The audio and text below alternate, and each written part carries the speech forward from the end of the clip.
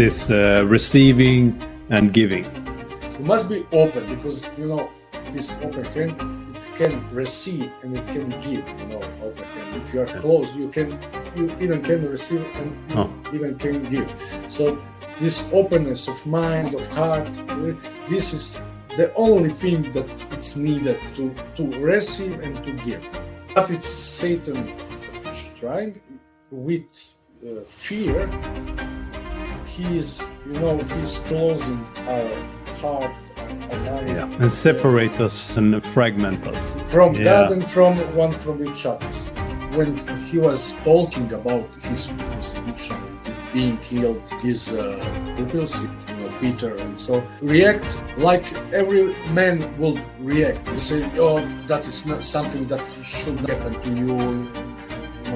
And he said, "Satan, step away from me." We in our life, we try to avoid things that are uncomfortable because we are perceiving them as evil. We are searching only for good sensation. That's not just true metaphysically, but also physically. Because when you avoid suffering, you will get weak. You won't get the chemicals that serotonin, dopamine, and so forth. Actually, in suffering, we develop through suffering. If I have an environment that is too comfortable, I don't like it. I fast, I train hard. I don't do the things I can do just because I can and I like them. Let's say you want to eat much food, you want to have much sex. Just on a basic level, you won't feel good doing them in excess anyway. And if you don't have the physical and spiritual discipline, many things just fall out of the window. We live in a way that is killing us. It's like a man who is smoking cigarette. It's a venom. You will die from this. It's a slowly dosage of venom so that you cannot die immediately. But you will slowly killing yourself. Day by day, you're slowly killing yourself, not knowing. So this is what Satan is really making. He makes us to do things that are killing us. God doesn't want to destroy his own creation. He even cannot destroy now Satan, because Satan, let's say, has infected you. So if he destroys him, he destroys even you. He don't want to do it yet. Hello, I'm your host, Matthias Lidborn, and this is the Metanoia Path Podcast.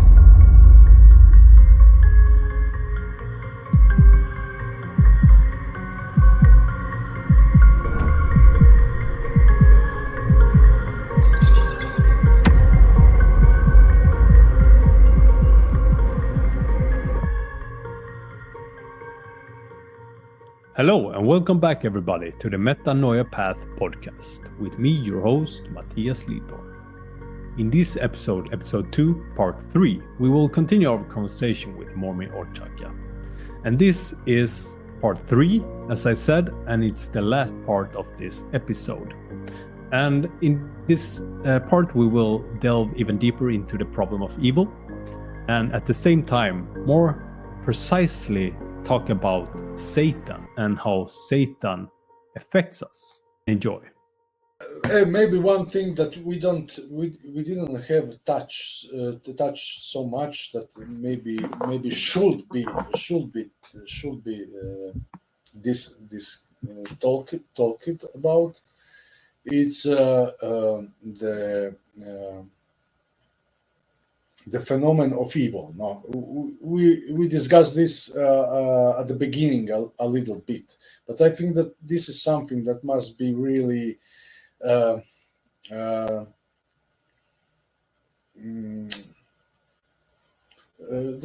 should be talked about, because the real source of evil, or the whole evil, is metaphysical. So it's really Satan with his demons, and because in this 21st century of reason and technology and everything,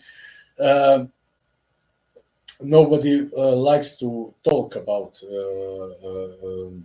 this kind of stuff or topics. And even inside, I see that even priests inside Catholic Church, don't like to talk about it. There are even many that doesn't believe even in Satan, or they believe it, but in a just like okay, I believe it because it's my job to believe, because it's written, because it's written in the Catechism of the Catholic Church. Yeah. But when you come to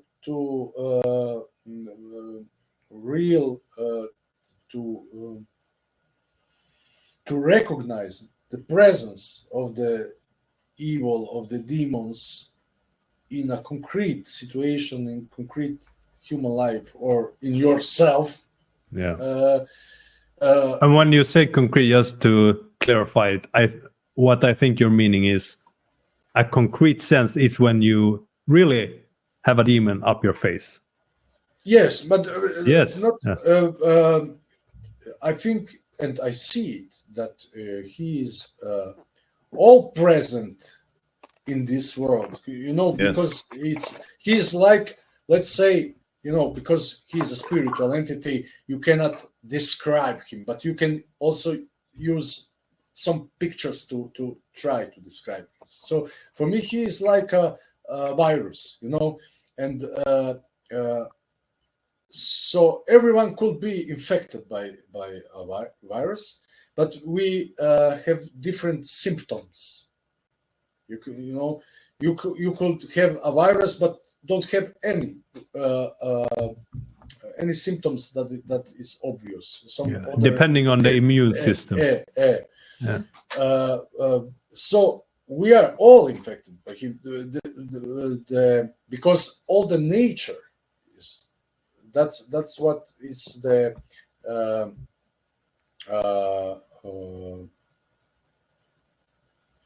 Catholic Church is teaching, that the fall, about the fall of the Adam and Eve, the fall of the beginning of the fall, yes, the fall.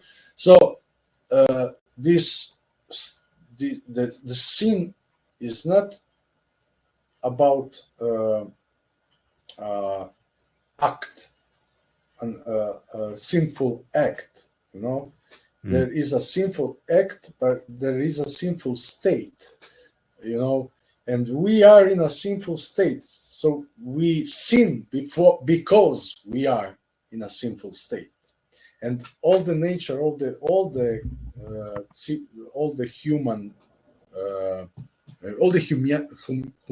humanity is in this sinful state. So we are all infected by him. So, but we are unconscious of his presence in our life, and to become conscious is to really see when Satan is at work in a person, when it's manipulating this person. This person sometimes he behave in a way that is not conscious what he is doing. He's exactly. Can I just say a little fast thing about that? A great example, example that is very clear. When you do something that you didn't thought you could do, like you got angry. What do you say? I don't know what fell into me. But all this language that secular people use, they don't think about why they use it. Why do you say that something fell into me? I don't know what fell into me. What took over me is quite, or in Swedish you say jag vet inte vad som tog över mig. I don't know what took over me. I don't know. You know what I mean? It's embedded in the language. We have it in our language too. Yeah. But we are not. But we are not aware of this malicious presence, and and that's a big problem, and that is something that we should talk about. I think because if the priest who should be aware of this spiritual reality and this spiritual, I call them parasites. If the priests are not aware, we who are aware must help them to become aware. Or because if we don't know where the enemy is, then we cannot fight against him. We are on the spot. Yeah, that's exactly how it works inwards, as a human, as a psyche, as a microcosmos, as we talked about earlier. If you don't know it, you can't do anything about it. And I think this is quite common in every Christian tradition that is Catholic or Orthodox or so forth. When you get baptized, it's quite common that you hear people, you got baptized and then you get spiritual attacks. Because Satan don't care about the people that is living proper to his ways. But when he's losing one of his slaves, then he will attack you and scare you and drive you back and get you questioning the faith, and It's when the battle begins. The battle begins. I know it very well because the last 5 years, and it's going worse and worse because he's not hiding anymore. And he cannot hide anymore because through sacraments I'm more and more aware of his presence. So there's now is an open field battle, on the open field. But this is something, when you are aware of Satan here in you and around you, then you will not fall in his trap, because you can also be aware of him in other people, and you just don't get involved in this, in these traps, of Satan. But Jung was very critical about this Catholic doctrine about the evil as privatio boni. Because the consequences of privatio boni, of this doctrine of privatio boni, is that the logical consequences of this doctrine is that evil is non-existent, because evil is because the fundament, the first premises, let's say, of this thinking is, God is all good.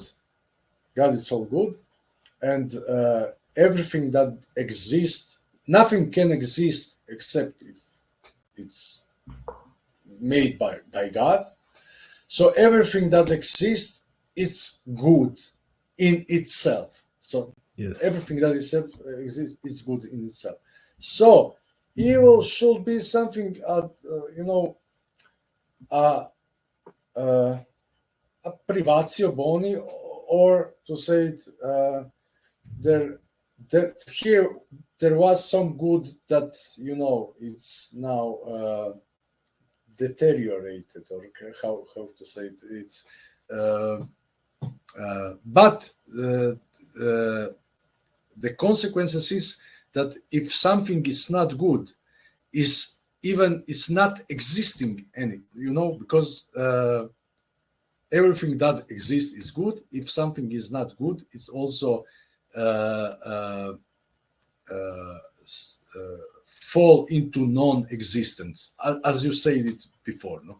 Yeah, So, and it's also a point that is important to have in mind, I think, when approaching Privatio Boni, is everything without nature and telos.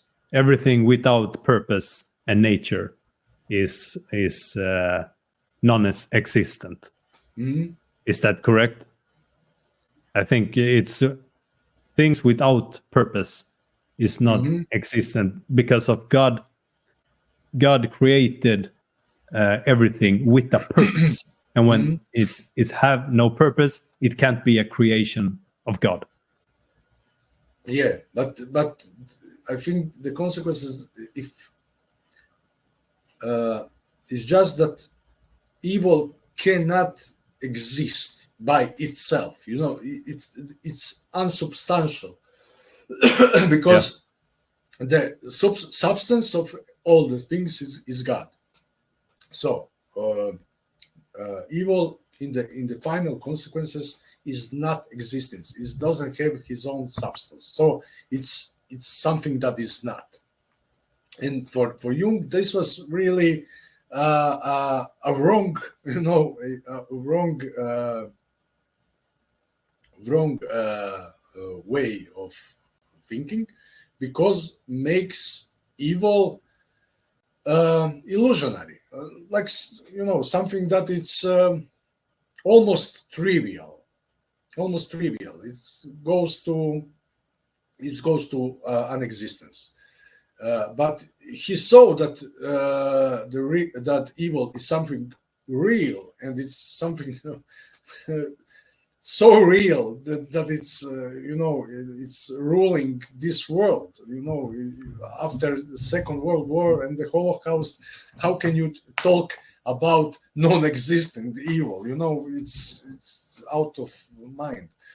But I have so in my own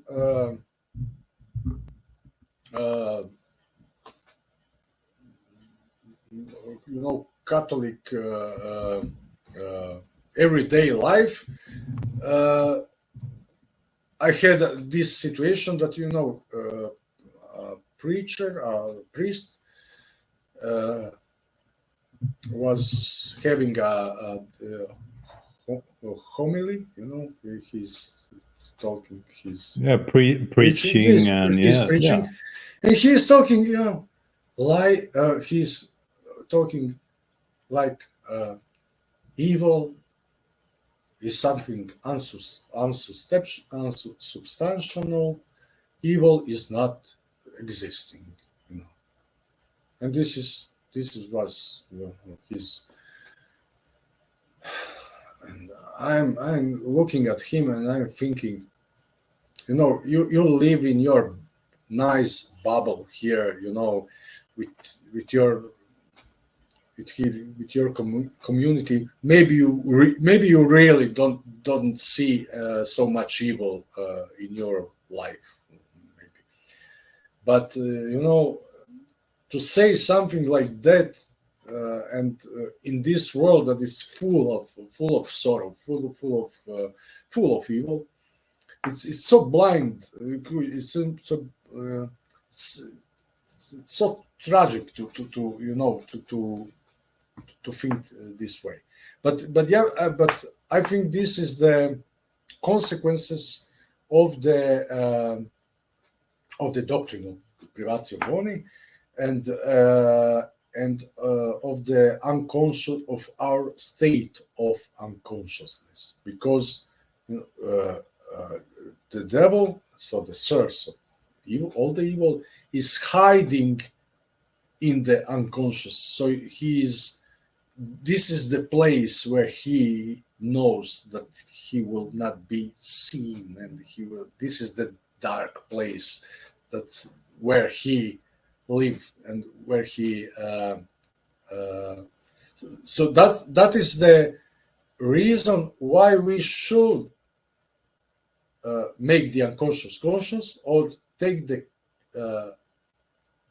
light of Christ you know, the fire of Christ, the fire of Holy Spirit that He gave us to make this the unconscious conscious, to put this light into this dark realm, so that we could clear the this spiritual realm that it's still in the dark, you know.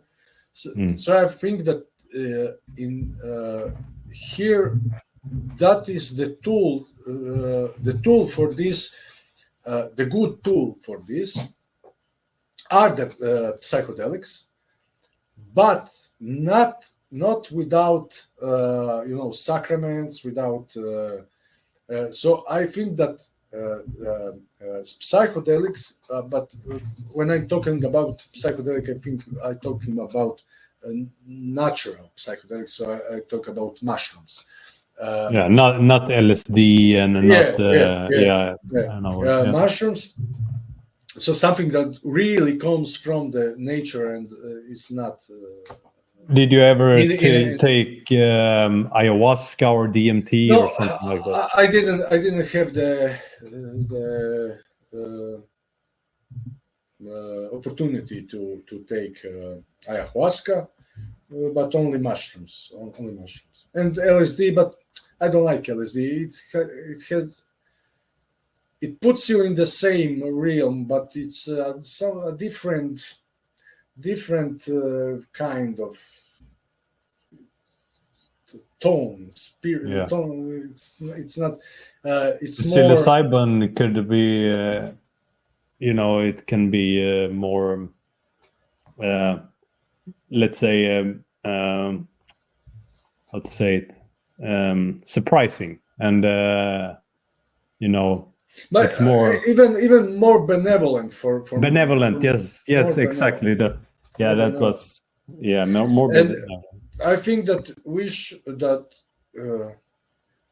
and I think it's I really, but this is for you know, for centuries that are beyond us, and not for now. We are still on the beginning of this kind of work. But the work of the future will be more and more spiritual, so that we will have really these psychonauts. You know, you will be you will take mushroom to go into this spiritual realm and to clean, you know, this, to heal the spirit, the psychological or the realm of the soul, you know, to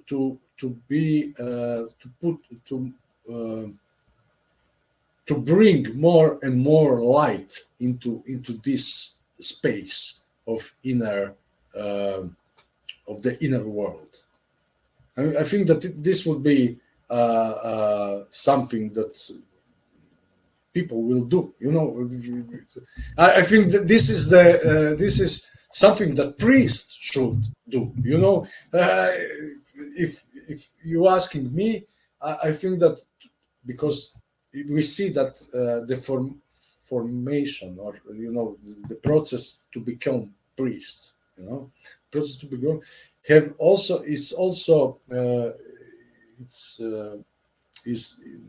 must be renewed, you know, must be adapted to this time, and you know, and I think that something that should be necessary to become priest, after all the theory, you know, all the theology and all the book that you have read and something, and now you take, you know, 5 grams of mushrooms and go and see by yourself what are you up to, you know, what is your because otherwise everything stay mental, only ideas about the spiritual reality, ideas about God, ideas about the demons, ideas about this and that, but only then you really experience this reality, and you know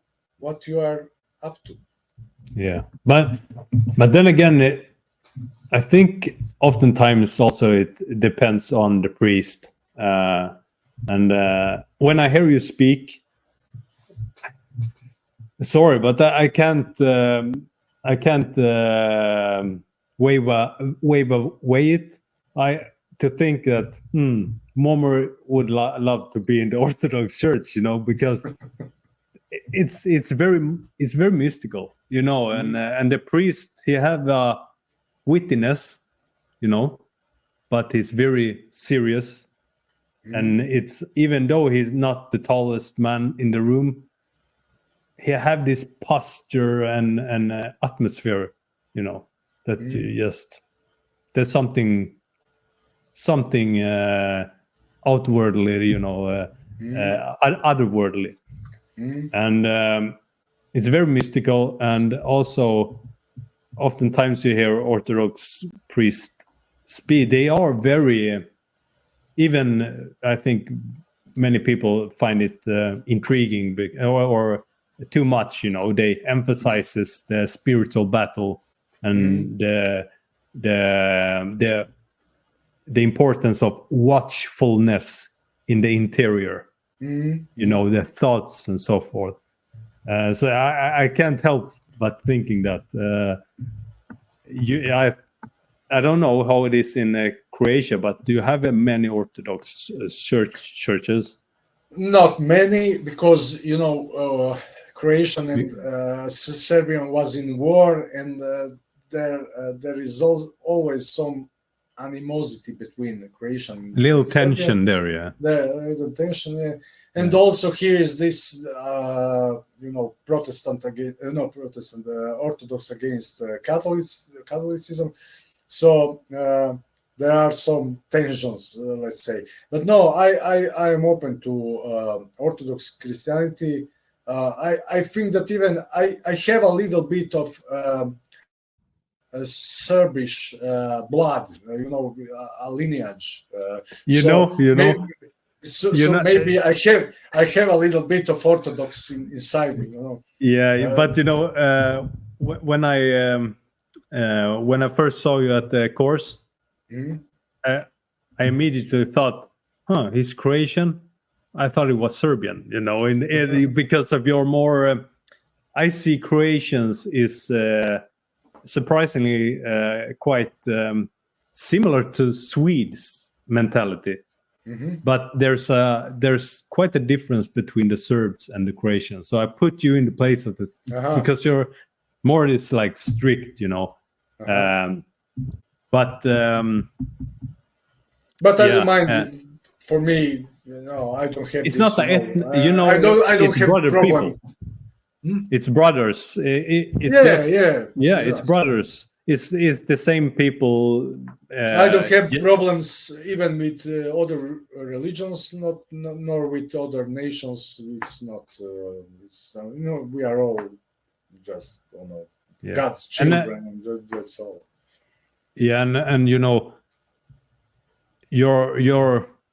on the certain path, on the journey for a particular reason. So there's nothing to just wave away. If it's your purpose, then it's there or here or So it's not this rigid. This rigid black and white. This is how I see it, but I can be quite rigid, but there has to be some play, let's say. Not in the not in the wordless not the meaning of the word, but dynamic and you have to balance things. You can't just take one path and just eat everything up and go with that, because that's not how the world works. It's dynamic. So But yeah, and it's in these differences. You know, God doesn't create two identical beings, two identical things. It's the beauty is in this, in this all diversity. In the but an important part of that view is, for me at least, and how I see is analogy to the Trinity, is that one important part is that you have a unity, but you have distinctions in the unity. And it's like take a country as the United States, for example. You have a unity, but you have distinctions.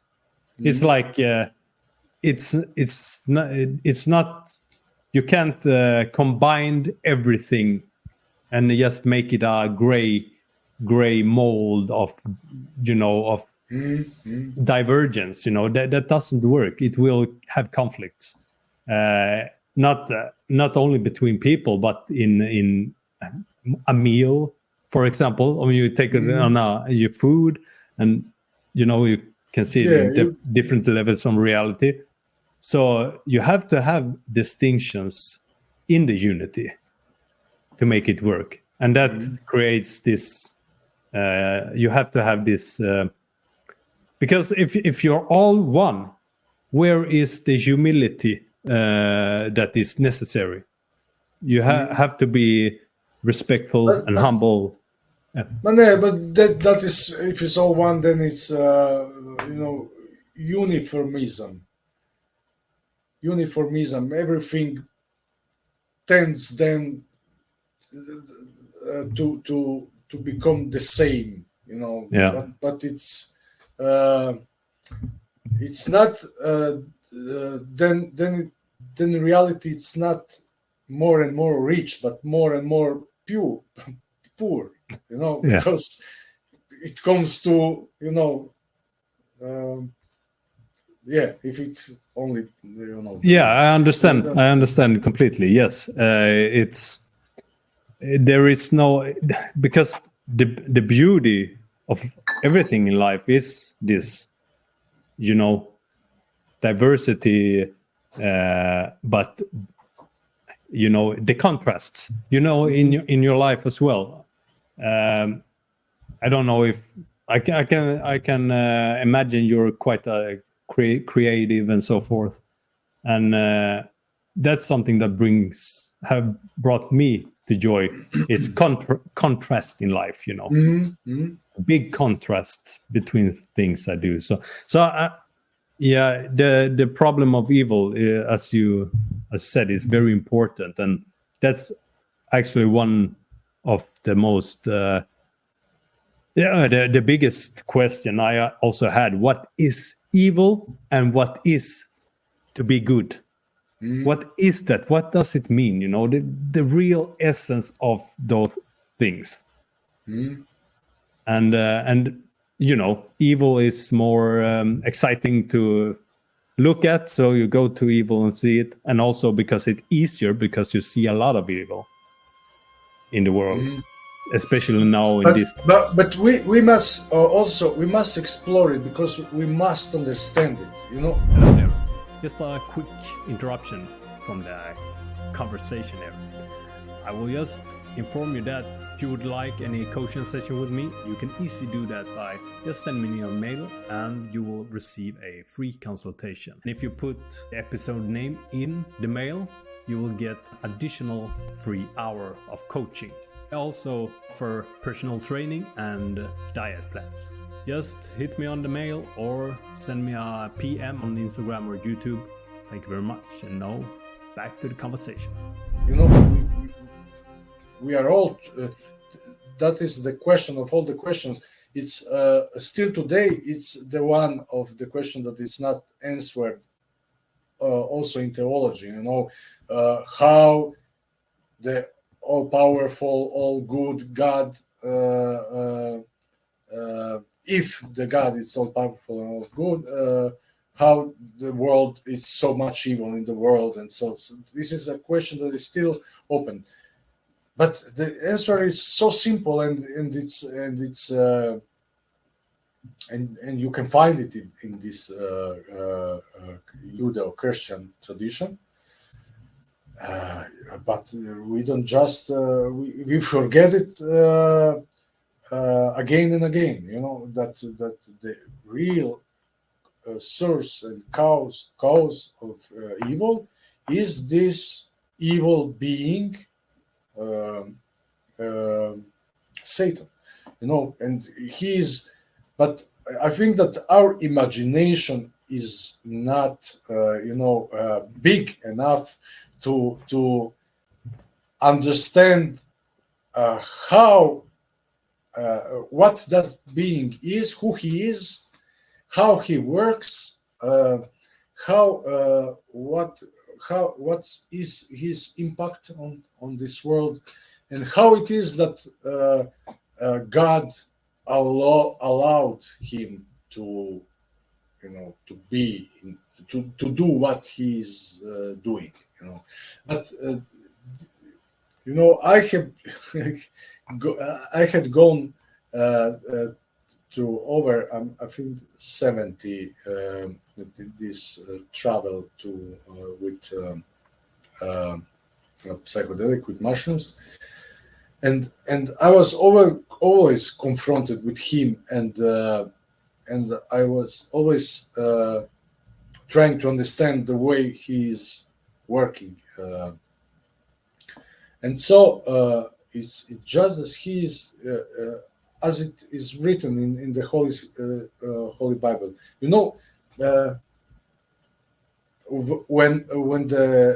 When this world was made by God, in the heavenly realm, the principle of functioning is that the most that those who are on the higher level of hierarchy serve those who are on the lower level, because they are more intelligent, more, I don't know, rich or whatever. They use these gifts, because everything comes from God, to help those who had least of these talents, let's say.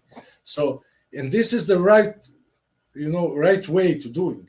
Those who knows better, who knows better, they serve those who they help them. Help them. So this was the role of the angels, to help people. But he was so. This was his non serviam. I don't want to do it. I'm these little creatures. People, this made from dirt. From earth, and I am made from fire, from God's fire.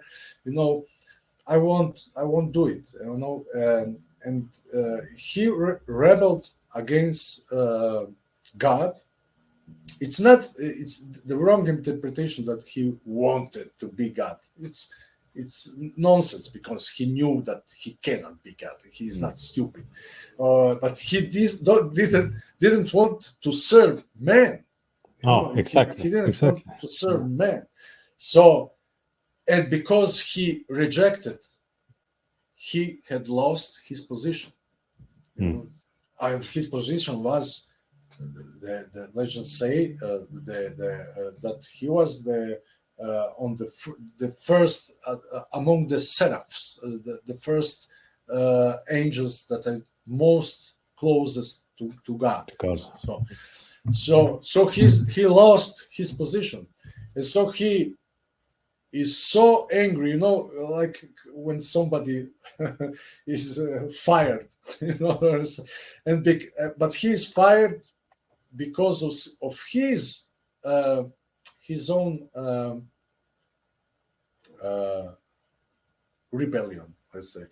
Rebellion and pride. Yeah, but he is now he is angry at the world, the humans, because they are the cause of his fall, and he is full of hatred, and he wants to destroy the God's creation because he knows that he will never come back to the God's throne, and that he has lost it. And like a child who has a tantrum, he now wants to destroy as much as he can of this creation of God. So, and he hates humanity. He hates God's world. So he is full of hate, and he is full intelligent. And what he is doing is, with his intelligence, he is persuading us to don't follow the rules of nature. The rules that are immanent to this nature, so that we are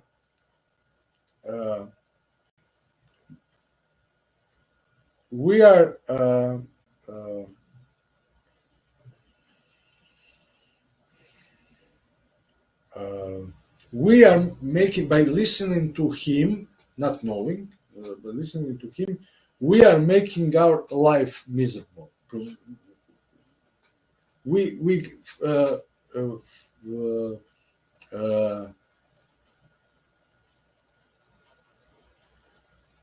live in a way that it's killing us. It's like a man who is smoking cigarettes. And it's a venom. You will die from this. But it's a slowly dosage of venom, so that you cannot die immediately. But you will slowly killing yourself day by day, day by day. You are slowly killing yourself, not knowing this. So this is what Satan is really making. He makes us to do things that are killing us. Yeah. And all the world, is doing that, and this is a repetitive then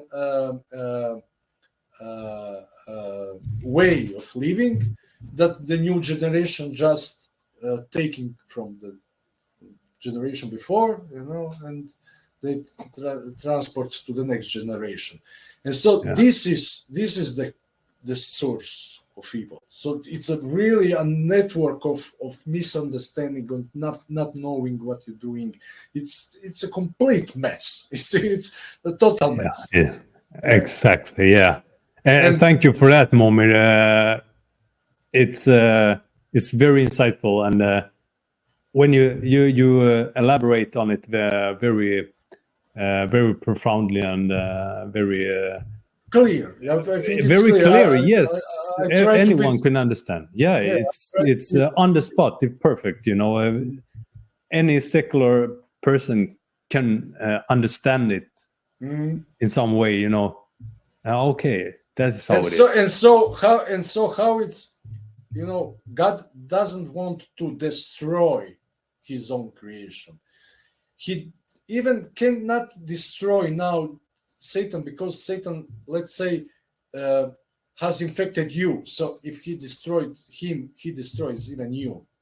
Oh, yeah, so yeah, he don't want to do it yet, So the way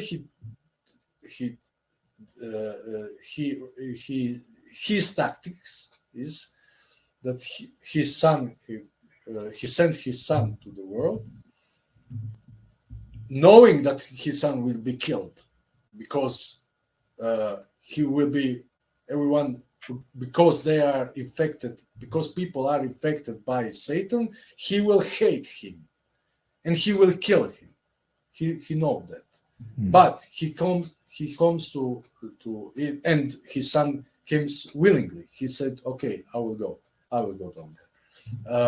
And he comes to bring light, to bring light, to become to understand what is happening here. demons are almost. It's almost that they are not present in the Old Testament. There are many, just a few mention of demon, of Satan, but because we are still in the dark, let's say. Yeah. And when the light of Christ came on earth, we started to understand that there are demons all around us. Yeah, exactly. Do you remember the book of Tobit? Yeah. There it's a clear example. It's a one of my favorites. I like this. I like also that book. And so by the light of Christ and by the Holy Spirit, now we slowly are beginning to understand, this battle between good and evil, and we are slowly, and this is all the process when you see what is the central thing that church is doing in this process 2000 years is education, is bringing the truth on it's opening it's translating the books, opening the schools, it's to make the world and people more and more conscious about the truth, the truth about things.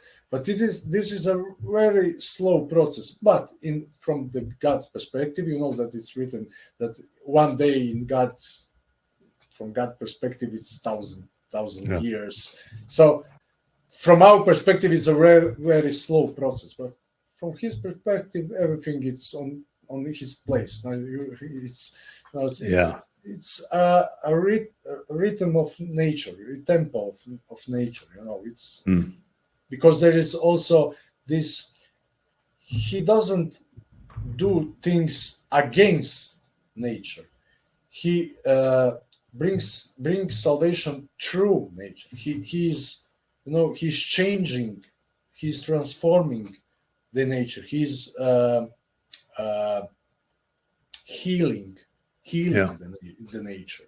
So it's a slow and a long process, and we are in this process.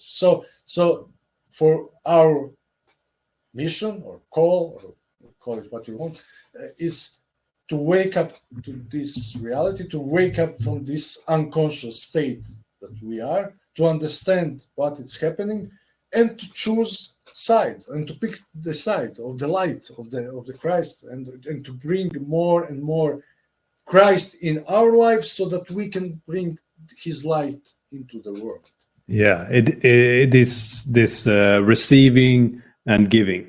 Yeah, and it's both vertically and horizontally. Yeah. Because and you must be, my hand. You must be open, because this open hand, it can receive and it can give. Open hand. If you are closed, you even can receive and you even can give. So this openness of mind, of heart, this is the only thing that it's needed, to receive and to give. Yeah. And but what is Satan trying with fear? He's closing our heart, our mind. Yeah. And separate us and fragment us. Yes, from God and from each others. Yeah. And the problem of evil, when Jung talks about it in answer to Job, I think that's also a key point.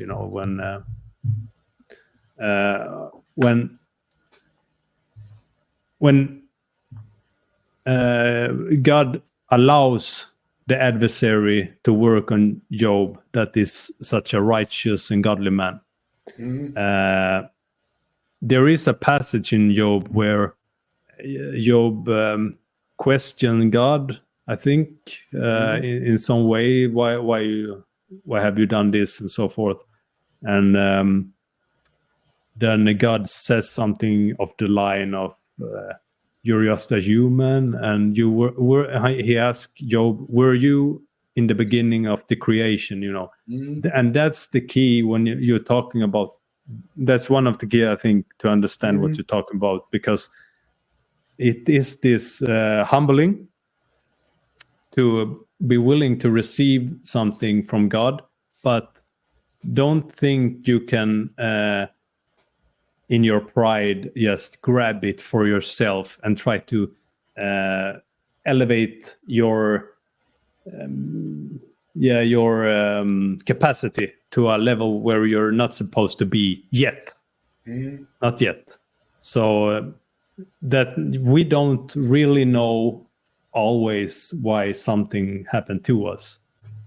We, in our humanity, our human nature, we perceive it as this is bad, evil. But fast forward 10 years, maybe you will look back and see, okay, I see the red thread here. If this didn't happen, I wouldn't be here because of this and that. And you can see a connection. So that is why Christ's example with accepting the cross and the God will about the crucifixion is so important to us, because that when he was talking about his crucifixion and his being killed, so that his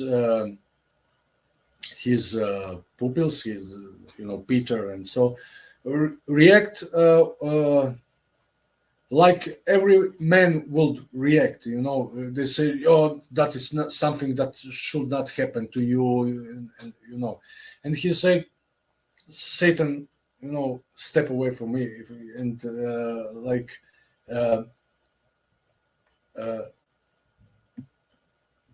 if this is the will of my Father, I will accept it.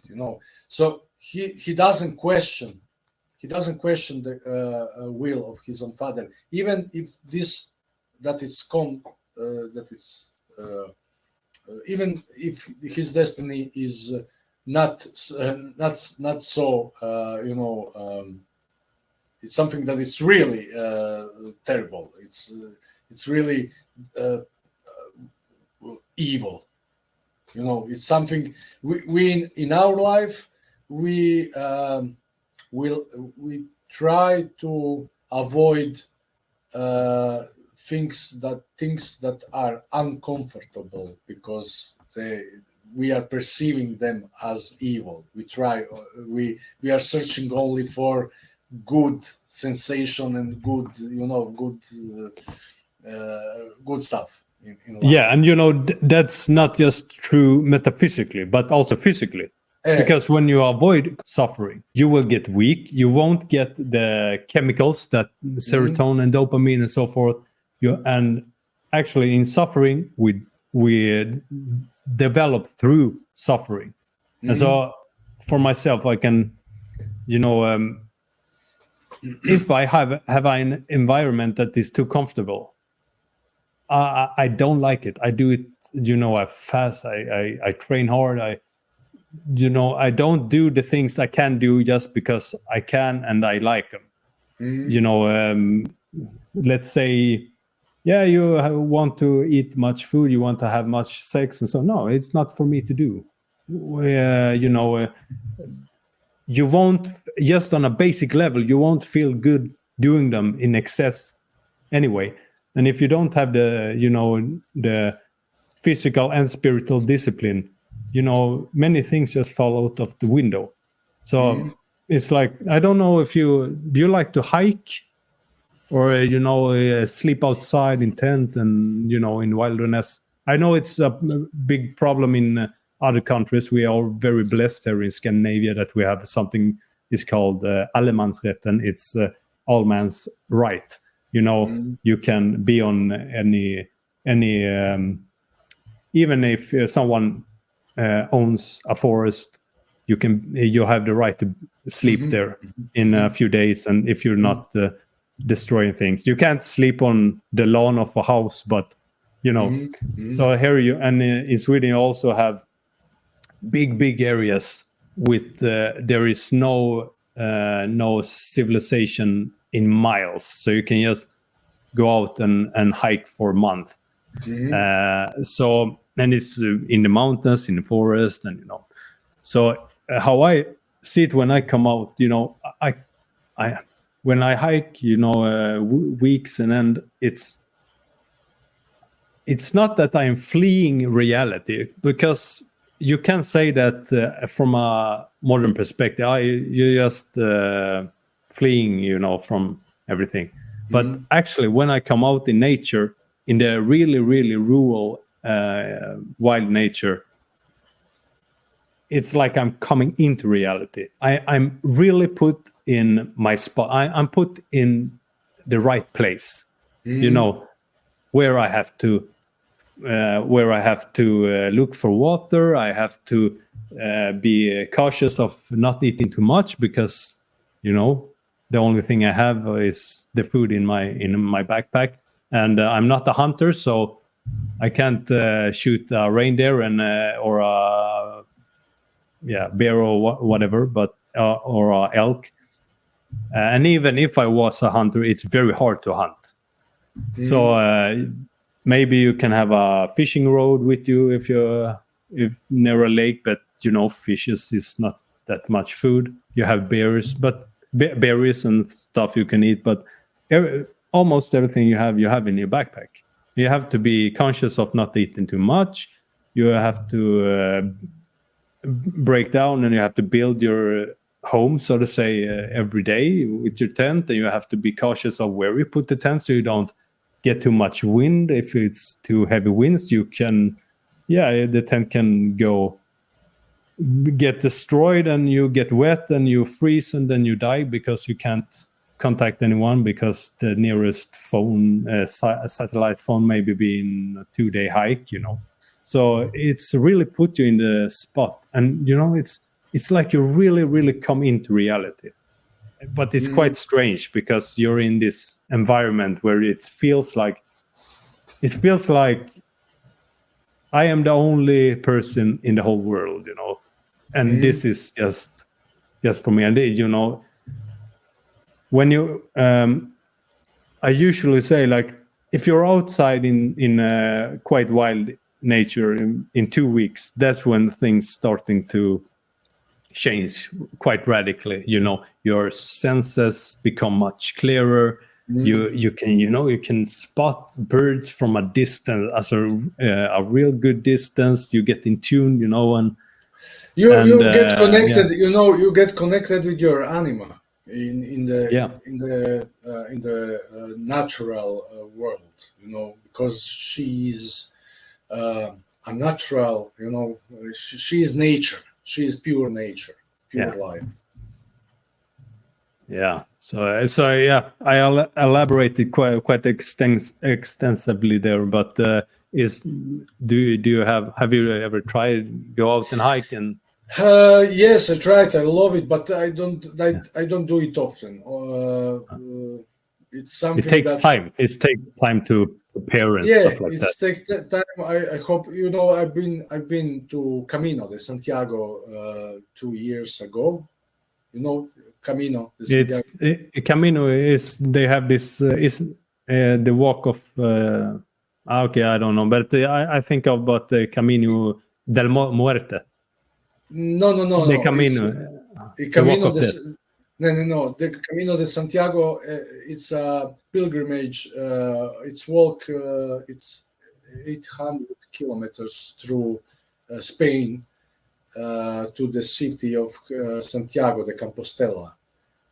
Where is the grave of James, the brother of John, the apostle. So it's a nice. It's common. It's Camino de Santiago. It's called. So it's you walk from France, from the how is called the border between France and Spain, and you go to 800 kilometers to Santiago de Compostela. 2 years ago, I was on this. This was my,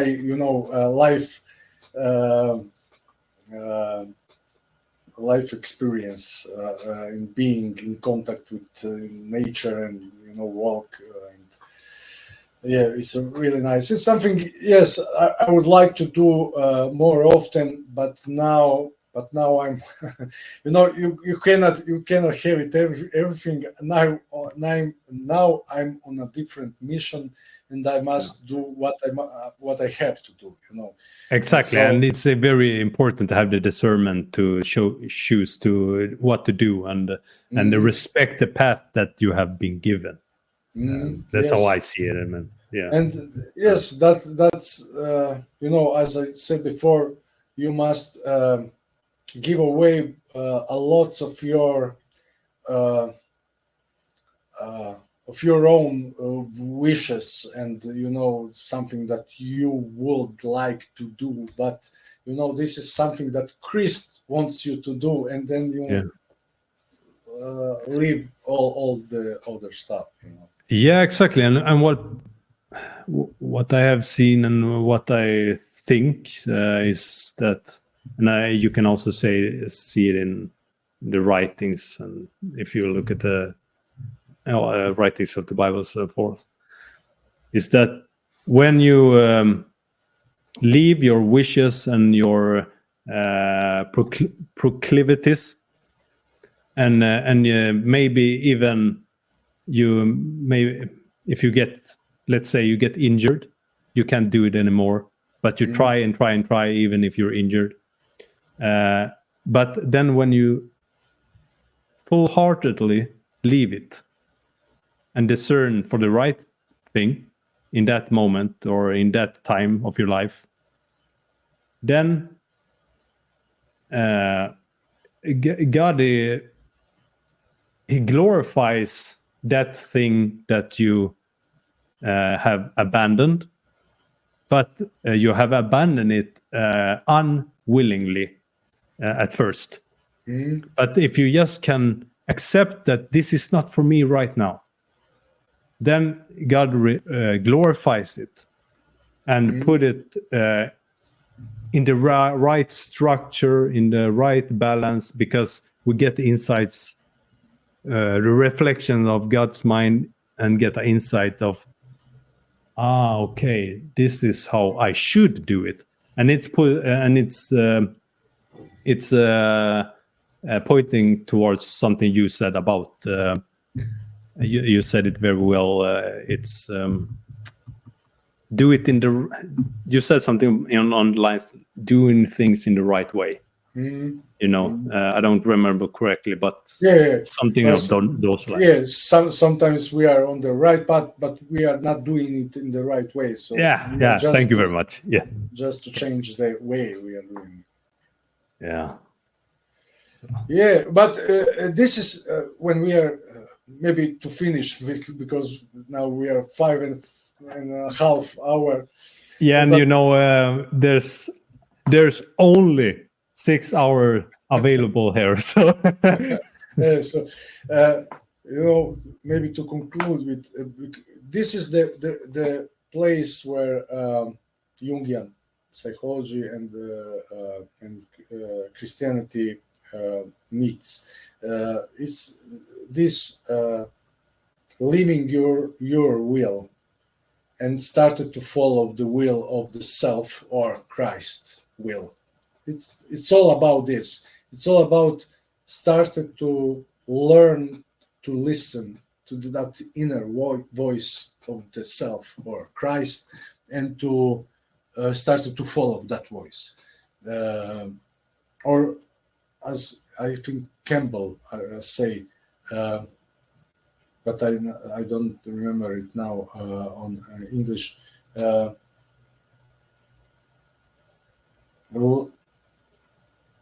Life is waiting for us to live our plans so that we may live the life that is waiting for us, or something like this. Or because we have a lot of ideas how we would like to live,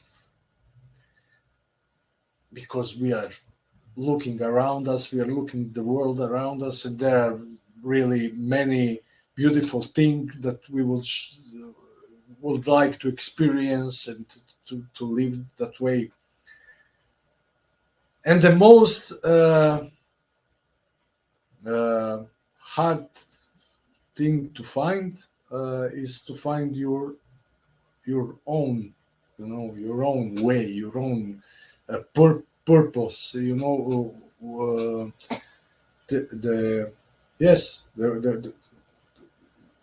Your places, what you are. Not what you want to be, but what you really are. And by listening to this voice of the self, of Christ, you slowly come to this, to yourself. So it's not that you are living yourself. You are just living something that you was thought that was your, these wishes and these ideas, that it's something yours. But as you live them, you slowly become to recognize that was not, that was something, that was not yours, and you start to more and more find yourself. So that is the beauty, because many, I think, they don't like to think about God, and they run away from this kind of thinking, because they think that God wants them something that they will, that they must do something, that they must something extraordinary. I'm so special, and that I talked to another guy a couple of weeks ago, and we talked about this as well.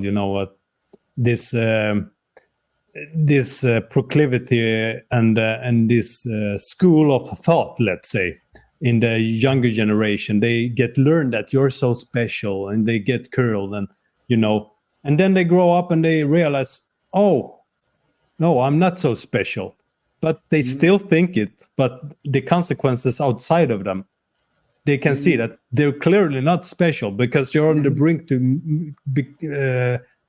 make suicide, or something horrific like that.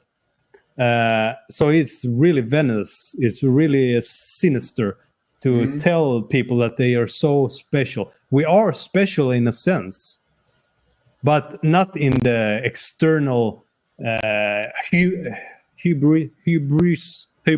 Do you know what I mean? Hybris. Yeah, in that sense, it's complete nonsense.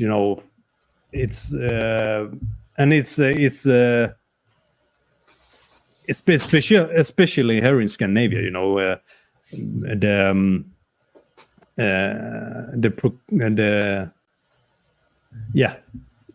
The routine they got in the schools, teach the children that they are so special, and they don't even have when they play football. Yeah, when they play football, for instance, they don't count the goals because everyone should be a winner. I think that we are special, but we are not above others. We are special on the horizontal line. Everyone is different, and everyone is special in his own way. But that makes me better or worse than other. It just makes me different and original, and it's not something that I must conquer. I am original because there is no one like me. There is no one like you. So there is nothing that I must achieve. I already am. But it's something that must be understood. Must be find, and to find yourself is to find God, because it's the same, because it's as I said earlier,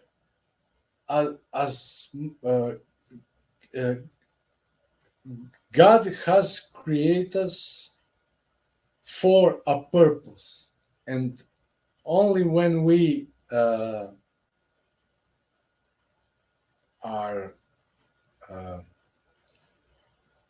when we discover that purpose, and when we really are on that way of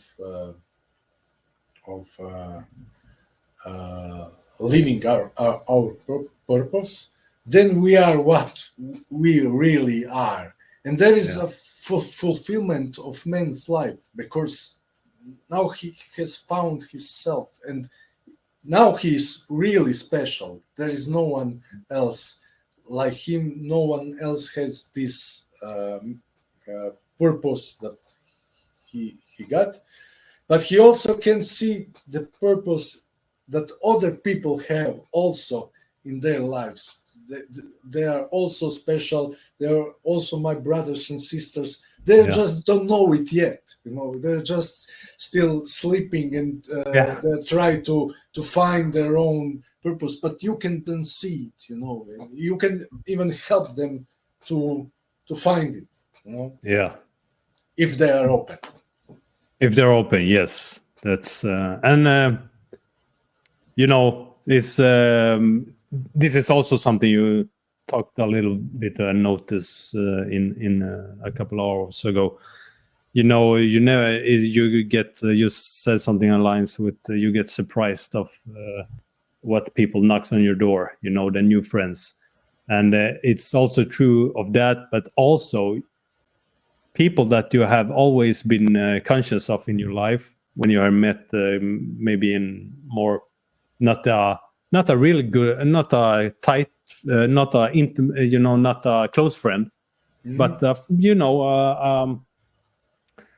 stranger, you talk about sometimes, but talk with sometimes, and then a couple of years later you see that the person he's coming back, and you meet the person in the right time, and you see now why, because you have gone on a quite similar path.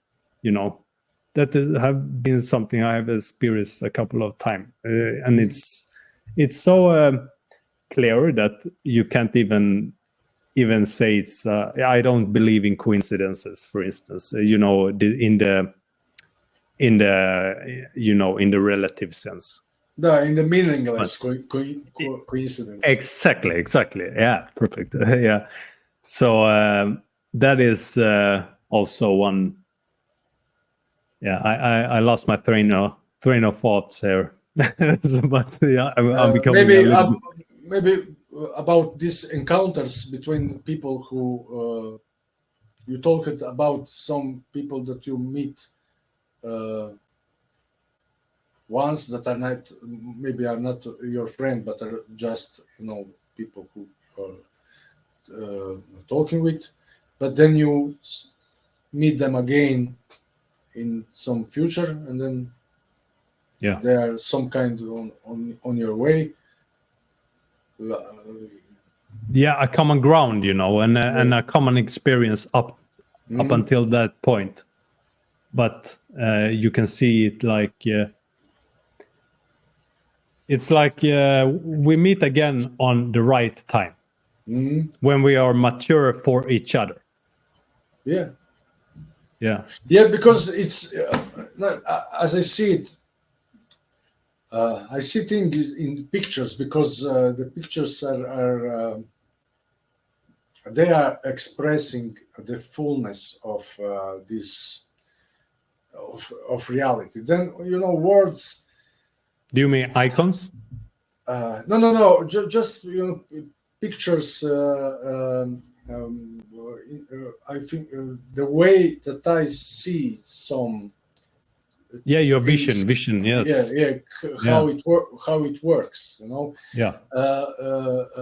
It's often just an image or a picture, and that it's understanding that it's telling a lot.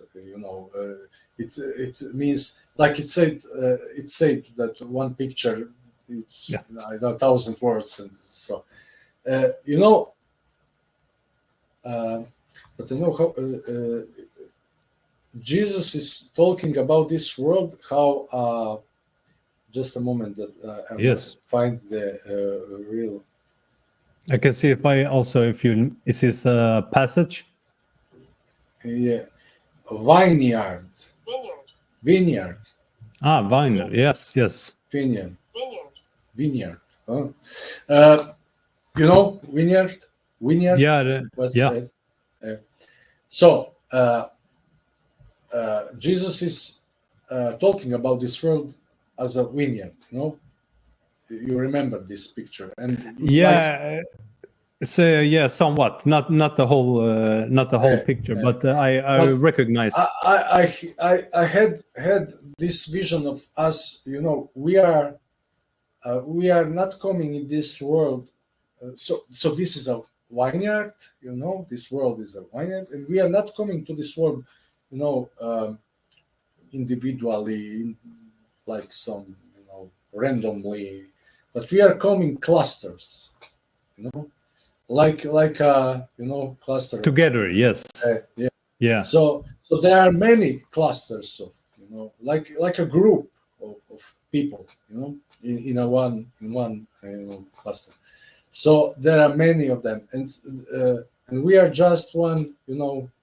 We are part of one cluster. So these people who are a part of our clusters, those are the people who we connect to really easily and understand each other, and we are here to like help each other to understand better, to become more and more aware of who we are, where we are, what we are doing here, and so because all the process of global process and the process of all history is becoming more and more conscious. This level of consciousness to bring it more and more up forward, and that's and that's a natural process, because it's God Himself is who is doing it, who is working on us to bring us to consciousness. But we are helping each other to become more and more conscious. So all this interaction between people are not meaningless, are always full of meaning. So, but the difference is if we are paying attention to this or not. Yeah, and that's up to us, because we, through the love of God, He gave us free will,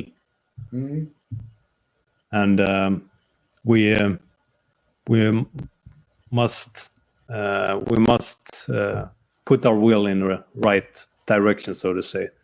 And one thing I thought about there was, you can also see just in all the people that, like your mother, your father, your brother, your sister, your wife, your children, they are there to learn something about.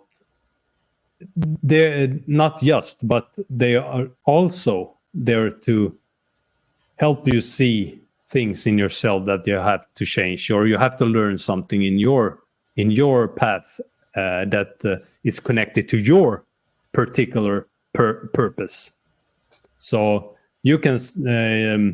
I heard a priest. He said, "Yeah, it's quite usual. A person come and he always complain about his wife, but God put his wife in his life because he have something to learn. He need to be better. He need to be more structured, or what else it should be or could be.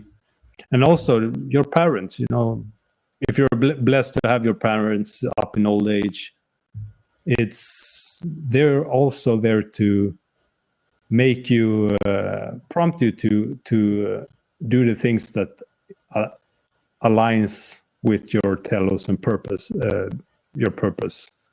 That's how I think about it, anyway. Yeah, but that function only if you are open and willing to learn. Yeah, exactly. But unfortunately, too many people just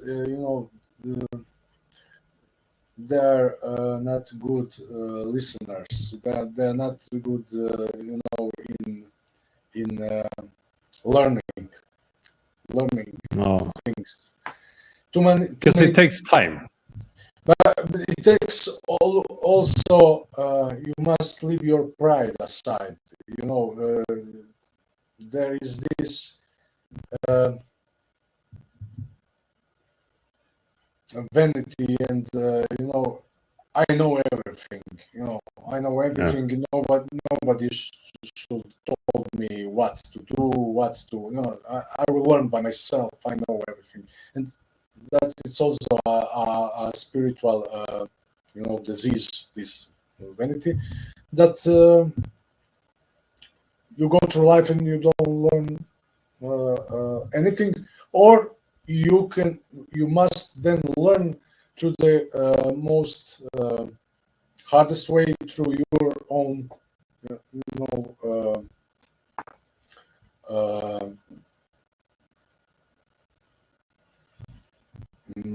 unsuccessful life, and all the misery that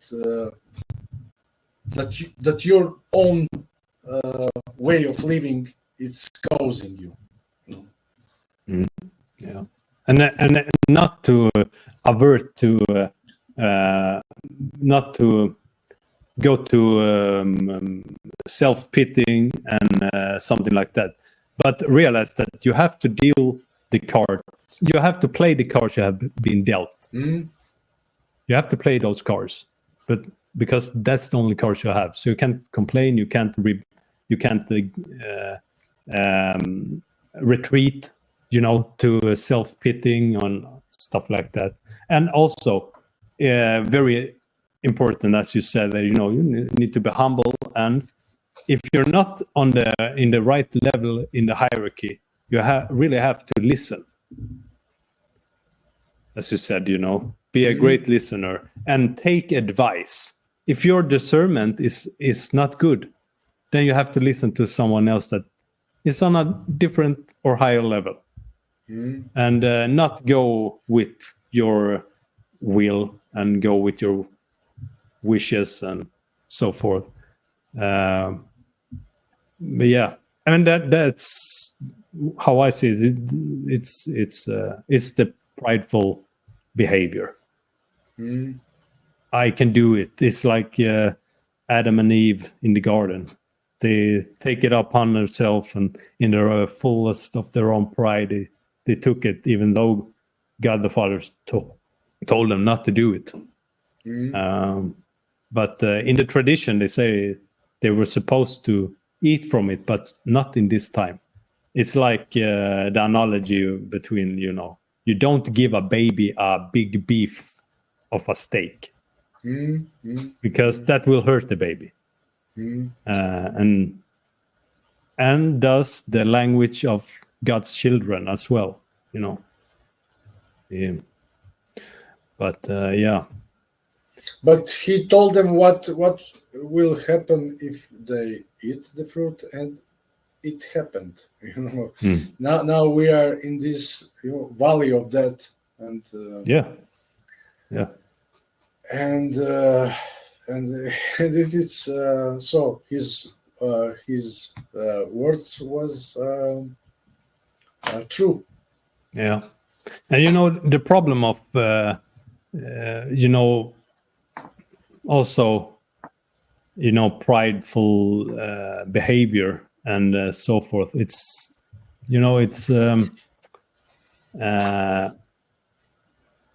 with Jung, if you read Jung, you really see that he emphasizes on question yourself, and that's something that really aligned with me as well. That just I clicked. It's of course this is what I try to do always, but I have to direct it in the right aim.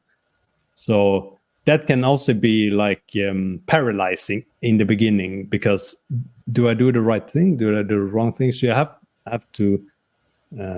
have to question yourself, but you have to be willing to try things out as well. I don't really know what I wanted to get with that, but I think it's for me at least, very important to question myself and my behavior. And I know I haven't said it, but I also have a firm that I'm working as a coach. I talk to people and also integrate training and diet and so forth. So I don't like this word holistic, but that is what it is. Is a holistic perspective of health and good mental health and so forth. But you can't go into some stuff. You can't go into because I'm not in a position to do it. But it's all. Yeah, I think I know what like a Jungian analysis. Not that I am a Jungian analysis. Not close. I would never manage that. But it's the same there with the Jungian analysis you told me about. It was too young and so forth. There is. You can discern what people you can take on and what not take on. Is this client, even if the client is willing to have a process, but if I see that I'm not the right person for you, I have to discern that it's okay. But that's a very hard line. I don't like to get paid for it because I would love to do it anyway. So it's a very hard. So I try to find a balance, between the like a business and to help people or let themselves help them. It's just that they get some more tools and regulate their mental state, and they get into training, and you talk to them, and they realize things about themselves, and then they have the position that they know something that they didn't know before, and now they can maybe they can do something better. So, I think, as I see it, I'm not a therapist, but I see it from learning from Jung, that it's all that it's all about that he was trying to do, to connect the person with his own source of wisdom, and to start to listen to this source, to reconnect. What is the meaning of the word religion? Relegare, or reconnect with the source. Yeah, exactly. Yes. So the religio, the coming together, and then the diabolical fragment. So yes. But continue, please. No, but this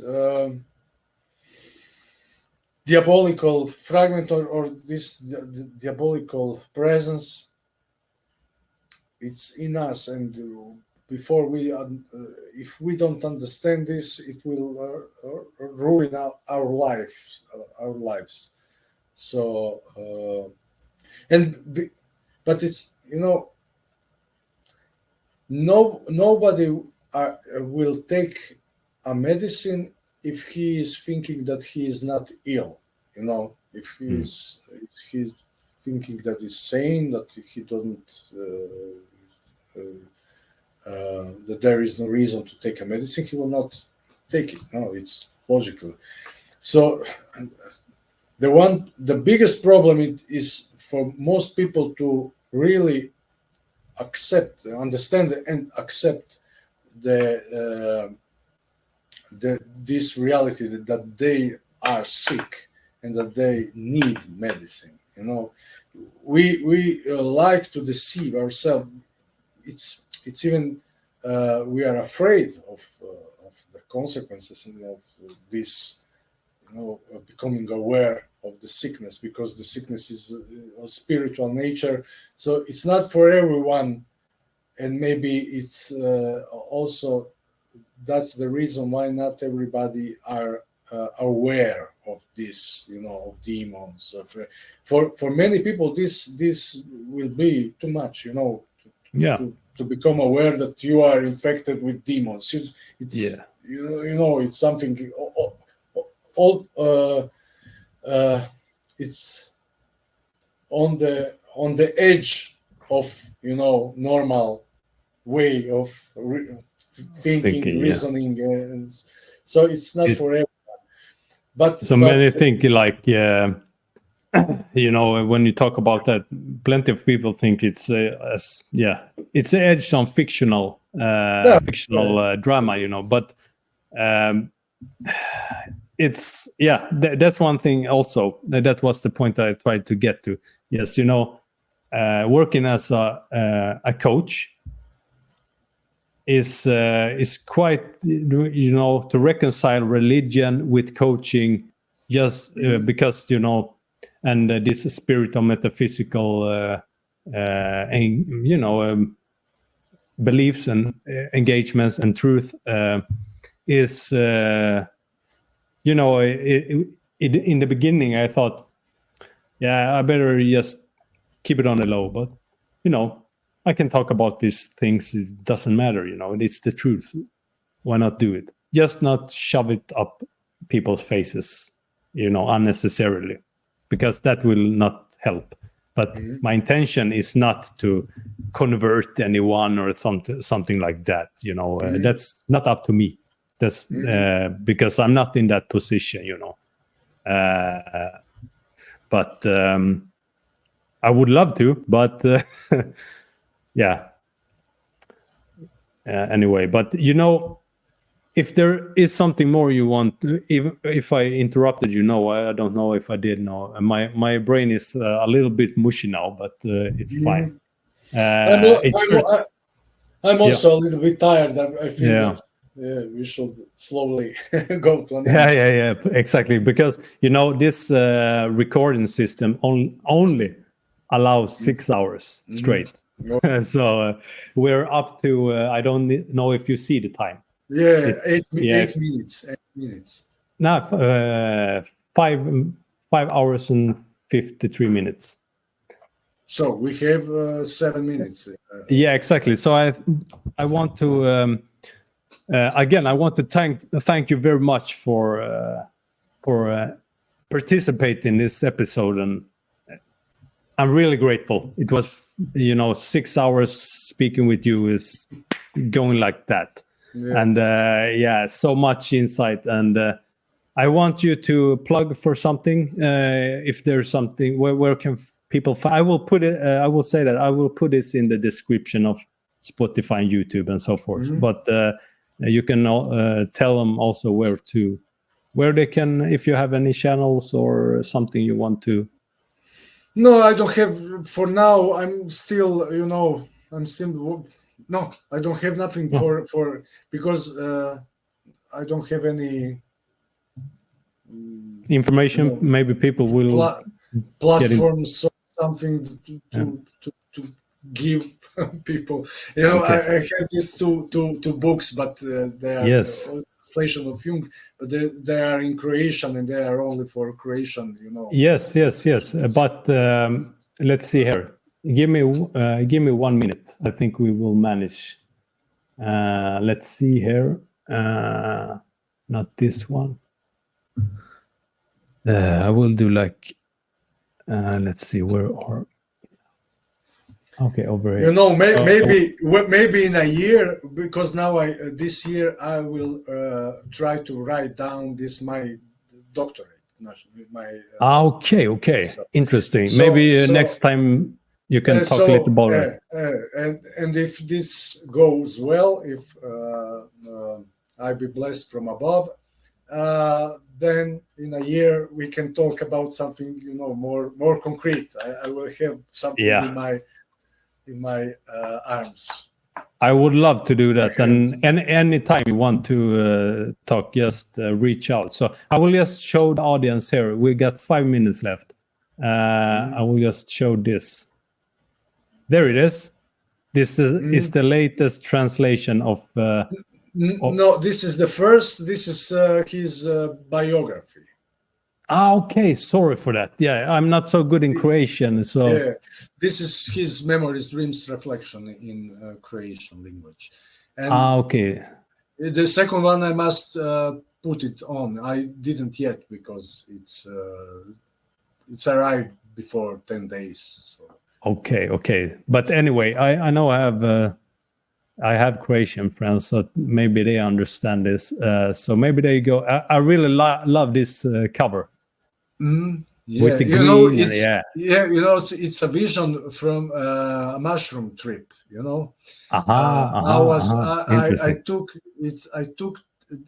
was the first time that I took the mushrooms and I fall asleep. I fall asleep, and then at one moment it just like explosion, like something, and I opened my eyes and was this universe and this Jung's face, and it was like a message, he has the key to unlock the mystery of the universe, Jung. So this vision, I tried to put it in this cover.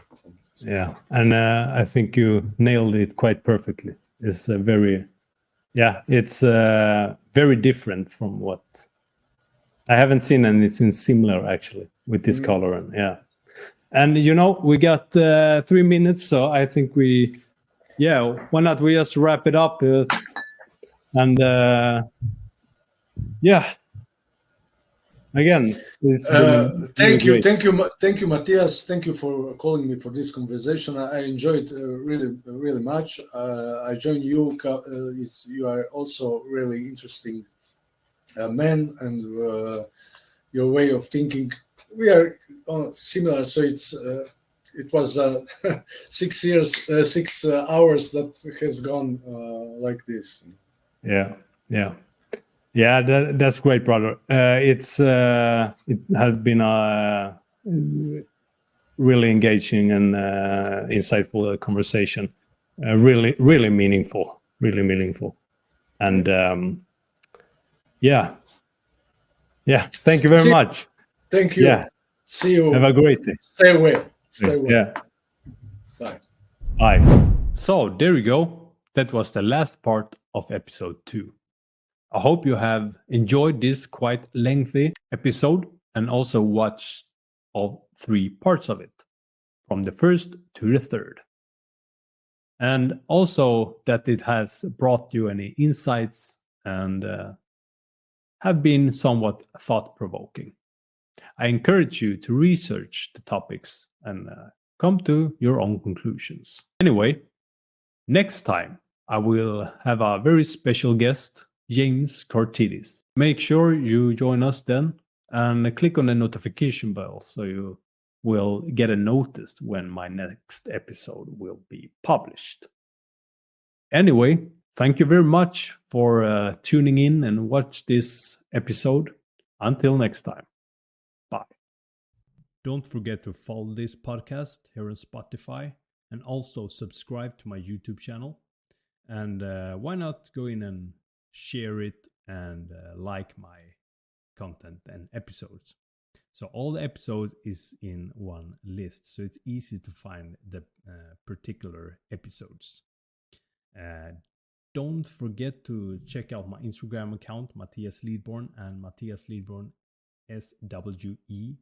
The SWE is my Swedish Instagram account. Anyway, if you want to book a coaching session with me, you can always mail me or go into my website. All the information is in the description in this episode, in YouTube, and also here on Spotify. So, I hope you tune in to the next episode. Thank you very much. Bye.